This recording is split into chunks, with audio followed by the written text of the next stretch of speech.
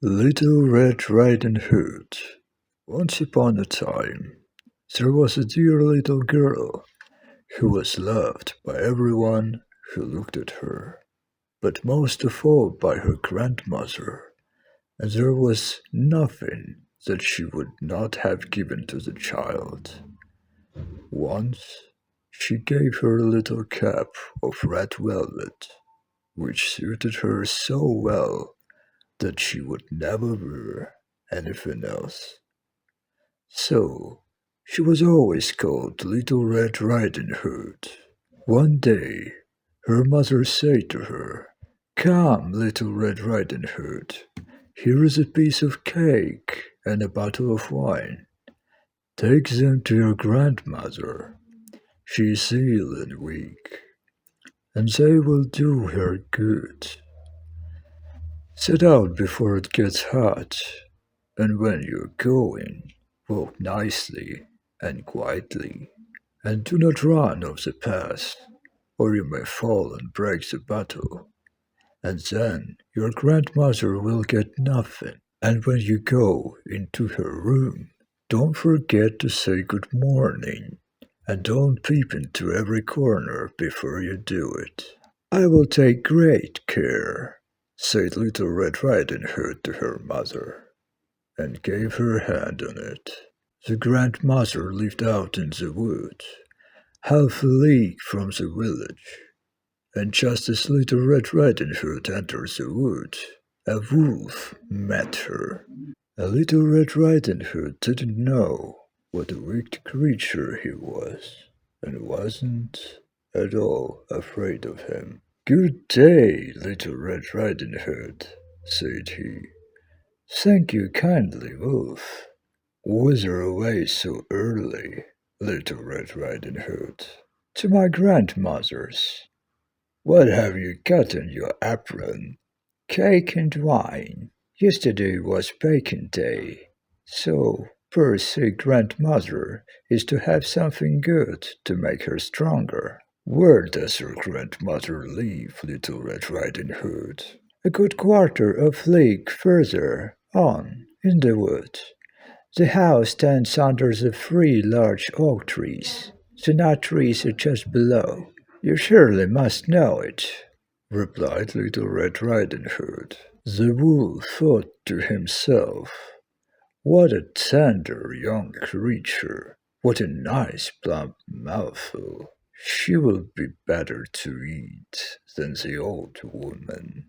I must act craftily so as to catch both." So he walked for a short time by the side of Little Red Riding Hood, and then he said, "See, Little Red Riding Hood, how pretty the flowers are about here. Why do you not look around? I believe, too, that you do not hear how sweetly the little birds are singing. You walk gravely along, as if you were going to school, while everything else out here in the wood is merry." Little Red Riding Hood raised her eyes, and when she saw the sunbeams dancing here and there through the trees, and pretty flowers growing everywhere, she thought, "Suppose I take grandmother a fresh nosegay. That would please her too. It is so early in the day that I shall still get there in good time." And so she ran from the path into the wood to look for flowers. And whenever she had picked one, she fancied that she saw a still prettier one further on, and ran after it, and so get deeper and deeper into the wood. Meanwhile, the wolf ran straight to the grandmother's house and knocked at the door. "Who is there?" "Little Red Riding Hood," replied the wolf. "She is bringing cake and wine. Open the door." "Lift the latch," called out the grandmother. "I am too weak and cannot get up." The wolf lifted the latch. The door sprang open, and without saying a word, he went straight to the grandmother's bed and devoured her. Then he put on the clothes, dressed himself in the cap, laid himself in bed, and drew the curtains. Little Red Riding Hood, however, had been running about picking flowers, and when she had gathered so many that she could carry no more, she remembered her grandmother and set out on the way to her. She was surprised to find the cottage door standing open, and when she went into the room, she had such a strange feeling that she said to herself, "Oh dear, how uneasy I feel today, and at other times I like being with grandmother so much." She called out, "Good morning," but received no answer. So she went to the bed and drew back the curtains. There lay her grandmother with her cap pulled far over her face, and looking very strange. "Oh, grandmother," she said, "what big ears you have! The better to hear you with, my child," was the reply. "But, grandmother, what big eyes you have!" she said. "The better to see you with, my dear. But, grandmother, what large hands you have! The better to hug you with. Oh, but, grandmother, what a terrible big mouth you have! The better to eat you with." And scarcely had the wolf said this, then with one bound she was out of bed and swallowed up Little Red Riding Hood. When the wolf had appeased his appetite, he lay down again in the bed, fell asleep, and began to snore very loud. The huntsman was just passing the house, and thought to himself, "How the old woman is snoring! I must just see if she wants anything." So he went into the room, and when he came to the bed he saw that the wolf was lying in it. "Do I find you here, you old sinner?" said he.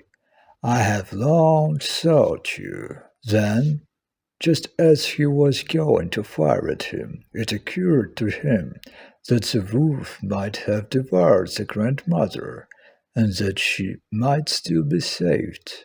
So he didn't fire, but took a pair of scissors and began to cut open the stomach of the sleeping wolf. When he had made 2 snips, he saw the Little Red Riding Hood shining, and then he made 2 snips more, and the little girl sprang out, crying, "Oh, how frightened I have been! How dark it was inside the wolf!" And then that the aged grandmother came out alive also, but scarcely able to breathe. Little Red Riding Hood, however, quickly fetched great stones, with which they filled the wolf's belly, and when he awoke, he wanted to run away, but the stones were so heavy that he collapsed at once and fell dead. Then all 3 were delighted. The huntsman drew off the wolf's skin and went home with it. The grandmother ate the cake and drank the wine which Little Red Riding Hood had brought, and revived. But Little Red Riding Hood thought to herself, "As long as I live, I will never by myself leave the path to run into the wood when my mother has forbidden me to do so." It is also related that once when Little Red Riding Hood was again taking cakes to the old grandmother, another wolf spoke to her and chased her from the path. Little Red Riding Hood, however, was on her guard, and went straight forward on her way, and told her grandmother that she had met the wolf, and that he had said good morning to her, but with such a wicked look in his eyes that if they had not been on the public road, she was certain he would have eaten her up. Well, said the grandmother, we will shut the door, that he may not come in. Soon afterwards, the wolf knocked and cried, open the door, grandmother. I'm Little Red Riding Hood, and I'm bringing you some cakes. But they didn't speak or open the door. So the grey bird stole twice or thrice round the house, and at last jumped on the roof, intending to wait until Little Red Riding Hood went home in the evening, and then to steal after her and devour her in the darkness. But the grandmother saw what was in his thoughts. In front of the house was a great stone throw. So she said to the child, take the pail, Little Red Riding Hood. I made some sausages yesterday, so carry the water in which I boiled them to the trough. Little Red Riding Hood carried until the great trough was quite full. Then the smell of the sausages reached the wolf, and he sniffed and peeped down, and at last stretched out his neck so far that he could no longer keep his footing, and began to sleep, and slipped down from the roof straight into the great trough, and was drowned.